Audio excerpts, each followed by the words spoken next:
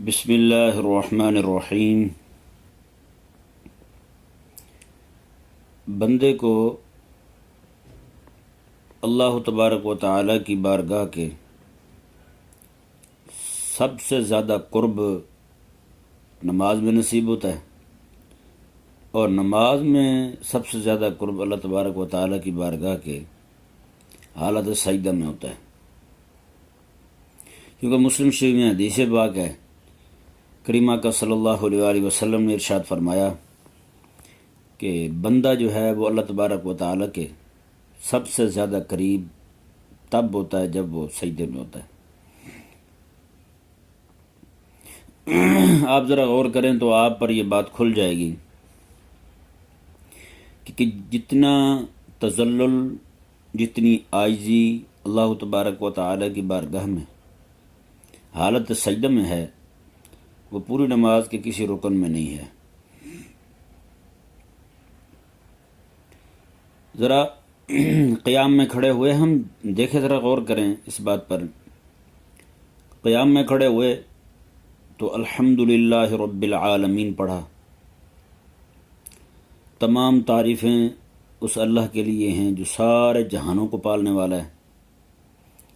پہلے اللہ تبارک و تعالیٰ کی قیام کے اندر یہ تعریف کی کہ سارے جہانوں کو دینے والا ہے وہ، اس لیے اس کی تعریف ہے۔ رکوع میں گیا، رکوع میں قیام سے زیادہ عاجزی ہے، تو وہاں پھر یہ نہیں کہا رب العالمین کے مطلق سارے جہانوں کو پالنے والا ہے۔ رکوع میں گیا تو پھر انسان نے اپنی بات کی، مومن نے، سبحان ربی العظیم، میرا پالنے والا پاک ہے، وہ بہت بڑا ہے۔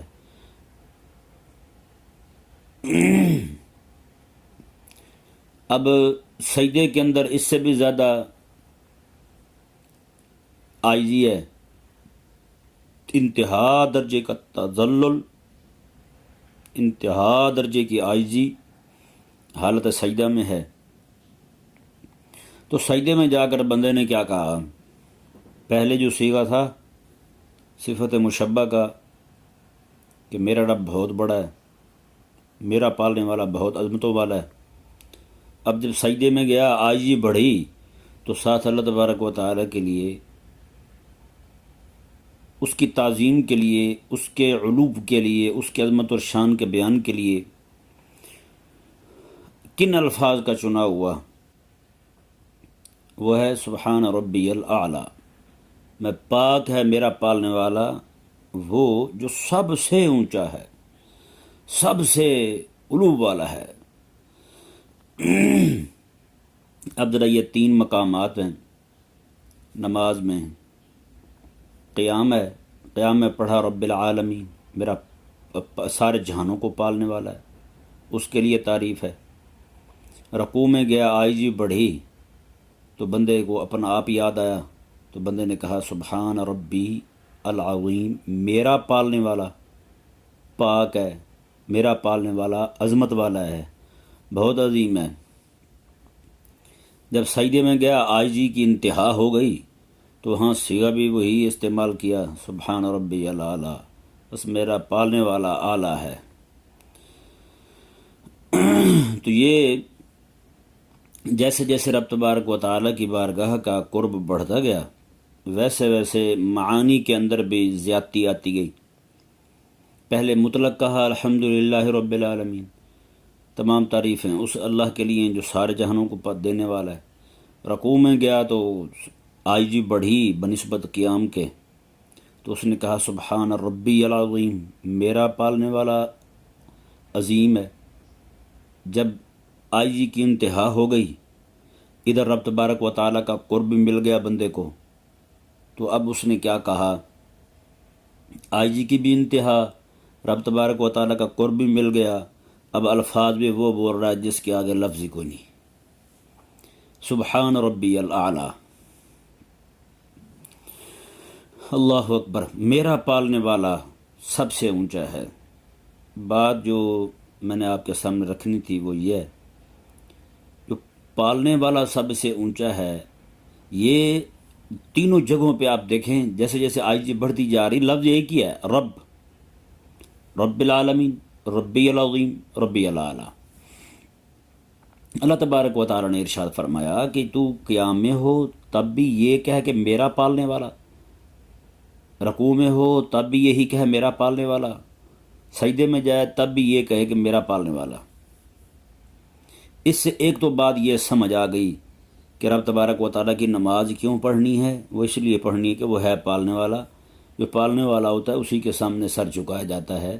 تو پوری کائنات میں اللہ تعالیٰ کے علاوہ کوئی پالنے والا نہیں ہے، تو اس لیے کسی کے سامنے سر بھی نہیں جھکایا جاتا، کسی کو سجدہ بھی جائز نہیں ہے۔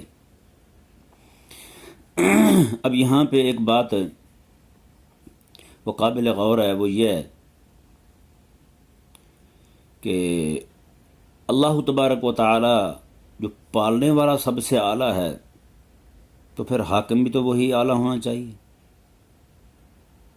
حاکم بھی اعلیٰ بندہ اسی کو مانے جو ربی الاعلیٰ ہے، حاکم اعلیٰ بھی وہی ہو۔ بندہ سجدے میں جا کر کے یہ کہے کہ میرا رب سب سے اعلیٰ ہے، میرا رب سب سے اعلیٰ ہے، میرا پالنے والا سب سے اعلیٰ ہے، لیکن حکم کسی اور کا اعلیٰ مانے، دین کسی اور کا اعلیٰ مانے، جی تہذیب کسی اور کی اعلیٰ مانے۔ سجدے میں جا کر کے اللہ تبارک و تعالیٰ کے حبیب نے جو تہذیب عطا فرمائی ہے، جی اس تہذیب سے منہ پھیرے ہوئے اور زبان سے کہہ رہا ہو کہ میرا رب اعلیٰ ہے، تو کیا خیال ہے یہ اللہ تعالیٰ کی بارگاہ میں جھوٹ نہیں ہے؟ پھر جس اللہ تبارک و تعالیٰ نے جو حبیب دیا اس کی شریعت تیرے نزدیک وہ اعلیٰ نہیں ہے؟ تجھے ملک کے اندر نظام کفر کا چاہیے، نظام معیشت تجھے کفر کی چاہیے، وہ سود کا نظام چاہیے، رب تبارک و تعالیٰ کا نظام نہیں چاہیے۔ پوری دنیا کے اندر آپ دیکھ لیں، سارے جہان میں یہی ہو رہا ہے۔ حالت سجدہ میں رب تعالیٰ کے عین قریب جا کر کے یہ کہتے ہیں میرا رب اعلیٰ ہے، تو بھئی کس منہ سے آپ کہتے ہیں؟ آپ کو شادی بیاہ میں ہندوانہ رسوم پسند ہے، آپ کو فوتگی پر ہندوانہ رسوم پسند ہے، جی آپ کو نظام جو ہے وہ لاڈ میں کالے کا پسند ہے، نظام تعلیم، اور نظام سیاست جو ہے وہ نظام جمہوریت پسند ہے، آپ کو وہ کفر کا قانون پسند ہے، آپ کو نظام مصطفیٰ پسند نہیں، آپ کو رسول اللہ علیہ السلام کا دیا ہوا نظام پسند نہیں، آپ کو تہذیب رسول اللہ علیہ السلام کی دی ہوئی پسند نہیں، تو پھر ربی الاعلیٰ کا مطلب کیا ہے؟ پھر میرا رب اعلیٰ ہے کیا مطلب ہے پھر اس کا؟ یہ کیوں پڑھتے ہیں آپ؟ پھر رب تبارک و تعالیٰ کے بالکل قریب جا کے پھر اتنا بڑا جھوٹ بولنا ہے؟